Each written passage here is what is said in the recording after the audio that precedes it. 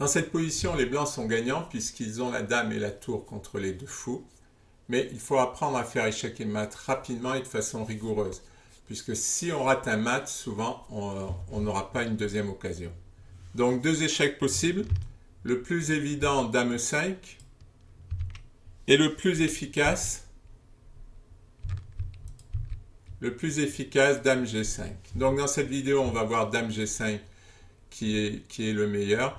Pourquoi? Parce que la tour bloque le roi et la dame fait une sorte de blocage en triangle qui fait que ça limite sérieusement les cases du roi. Alors que si on regarde dame 5, effectivement, il y a plus de cases, notamment partir en D8, ce qui rend plus compliqué la combinaison pour faire échec et mat. Donc c'est dame G5 grâce à ce blocage en triangle. Si le roi vient en F8, échec et mat, le roi est bloqué par la dame. Si les noirs jouent F6, nouveau choix à faire, prendre entre la dame et la tour. Avec quelle pièce va-t-on prendre? Souvent c'est avec la pièce la plus forte.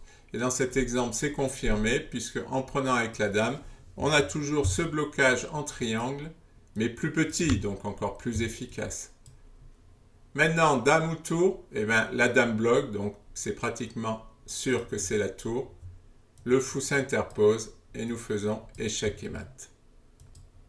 Revenons en arrière pour voir la dernière possibilité qu'ont les noirs. Donc roi F8, ça ne marche pas. Pion F6, ça ne marche pas. Il ne reste plus que roi 8, qui est en fait la meilleure technique pour résister. Bon, maintenant vous devez savoir quelle pièce va faire échec. C'est la tour, puisque la dame bloque. Le fou va venir s'interposer. Et là, on peut être tenté de faire échec, mais ce n'est pas le meilleur, puisque le roi va réussir à s'enfuir. Donc on fera échec et mat, mais le roi va partir et ça va être long. Il y a plus simple, les pièces clouées doivent être attaquées. Le roi est déjà bien coincé et en jouant dame C5, nous attaquons le fou et nous menaçons échec et mat.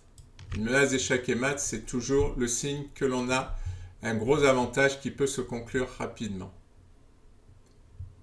Les noirs peuvent essayer de faire sortir le fou pour donner une case de fuite au roi. Mais les blancs vont venir ici et vont faire le triangle plus petit. Toujours cette histoire de triangle qui est bien à retenir parce que ça marche bien. Fou D7. Ouais, enfin, quoi qu'il fasse, de toute façon, ça ne changera rien. Le prochain coup, c'est échec et mat. Revenons en arrière. Donc sur dame C5, nous venons de voir que fou G4 perdait à cause de dame D6. Donc il peut essayer de faire roi D8, de s'enfuir. Bon, toujours la même chose, dame ou tour. La dame bloque en triangle, donc c'est la tour. Échec, fou E8. Et nous recommençons la même manœuvre que tout à l'heure, dame C6. Alors là, il fallait être prudent, il fallait vérifier que les noirs aient un coup, puisque le fou ne peut pas bouger, le roi non plus. Heureusement, il y a les pions, et ça, il faut le vérifier à chaque coup, que l'adversaire ait bien un coup pour jouer, pour éviter de perdre. Les noirs pouvant jouer, nous faisons échec et mat. Avec de la méthode, en étant précis et en examinant bien les coups, l'échec et mat devient une question technique et facile à faire.